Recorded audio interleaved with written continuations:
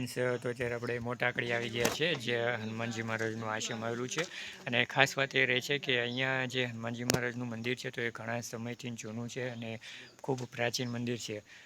વૃક્ષની નીચે દાદાની મૂર્તિ છે અને એ વૃક્ષની અંદરની સાઈડમાંથી જે મંદિર છે તો એ બનાવવામાં આવેલું છે. પણ એ વૃક્ષને કાંઈ પણ પ્રકારનું હાનિ થયેલી નથી અને ત્યાં દાદાનું સાનિધ્ય રાખવામાં આવેલું છે અને ત્યાં પણ મંદિર બનાવવામાં આવેલું છે. તો અત્યારે આપણે ઓલરેડી હનુમાનજી મહારાજના સાનિધ્ય છીએ.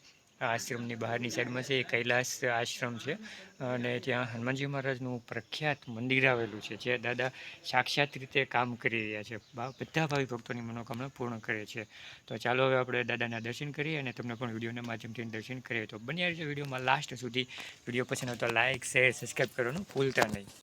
જેવા જ આપણે મંદિરની અંદરની સાઈડમાં આવશું એટલે આપણને સાક્ષાત ભોળિયાનાથમાંની દર્શન થાય છે. તમે અહીંયા જોઈ શકો છો, મણિધારી નાગ સાથે એવા ભોળિયાનાથ અહીંયા આપણી સમક્ષ છે. તો ભોળિયાનાથ દાદાને આપણે દર્શન કરીએ. મહાદેવ મહાદેવ મહાદેવ કરતાં કરતાં પછી સેજ આગળની સાઈડમાં જઈશું એટલે આપણે હનુમાનજી મહારાજનું મંદિર જોવા મળે છે. ત્યાં પણ આપણે પૂંજારી બાપા મંદિરમાં જોવા મળે છે. કહેવાલું છે કે 1200 વર્ષ જૂનું આ મંદિર છે. સામેની ઉપરની સાઈડમાં તમે વૃક્ષ જોવો છો અને વૃક્ષની નીચે બરાબર દાદાની મંદિર આવેલું છે.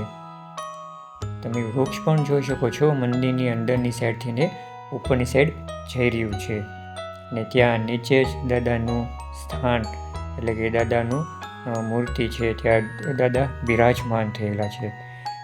ચારે બાજુ તમે જોઈ શકો છો તો વૃક્ષ પણ છે. તો ચાલો હવે આપણે અંદર જઈએ અને દાદાનું દર્શન કરીએ. અંદરની સાઈડમાં આવતા જ આપણને હનુમાનજી મહારાજ દર્શન આપે છે. તમે અહીંયા જોઈ શકો છો, સાક્ષાત હનુમાનજી મહારાજ બિરાજમાન છે. તે એક વૃક્ષની નીચે આવેલું એક મૂર્તિ છે, જે સ્વયં 1200 વર્ષ પહેલાં પ્રગટ થયેલી છે એમ કહેવામાં આવેલું છે. તમે આની બાજુમાં જોઈ શકો છો, એ વૃક્ષ આવેલું છે. વૃક્ષ સીધું મંદિરની છતની ઉપરની સાઈડમાં છે, છતાં પણ વૃક્ષને કંઈ પણ હાનિ થયેલી નથી. ત્યાં નીચે દાદા બિરાજમાન છે. તેમની બાજુમાં રામ દરબાર એટલે કે શ્રી રામ ભગવાનનો પણ ફોટો રાખવામાં આવેલો છે. તમે વૃક્ષની ચારે બાજુ જોઈ શકો છો, દીવાલ એકદમ સરસ અને સુંદર રીતે રાખવામાં આવેલી છે. કોઈ પણ પ્રકારની વૃક્ષને કોઈ પણ હાનિ પહોંચાડ્યા વગર અહીં દાદાનું મંદિર બનાવવામાં આવેલું છે. દાદા અહીંયા સાક્ષાત રીતે છે અને જે કોઈ પણ ભાવિ ભક્તો સાચા મનથી કોઈ પણ શ્રદ્ધાભાવથી એ માનતા રાખે છે તો એ માનતા એમની અવશ્ય પૂર્ણ થાય છે. અહીં દાદાના દર્શન કરવા માટે એડ્રેસ ખાસ યાદ રાખજો. અમરેલીની બાજુમાં આવેલું મોટા આકડિયા, ત્યાં હનુમાનજી મહારાજનું આશ્રમ આવેલું છે. અહીં ભાવિ ભક્તોને જમવા, રહેવા અને તમામ સુવિધા અહીં આપવામાં આવેલું છે.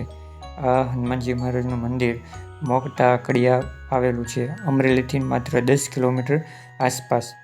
તો કોઈ પણ વ્યક્તિ અહીં પોતાની માનતા રાખી શકે છે અને માનતાને અવશ્ય પૂર્ણ થાય છે. તો અહીં કોઈ પણ વ્યક્તિ આવેલું હોય તો કમેન્ટમાં જણાવજો, અથવા આ મંદિરમાં કોઈ પણ આવવા માંગતું હોય તો પણ જણાવજો. જય શ્રી રામ, જય શ્રી રામ.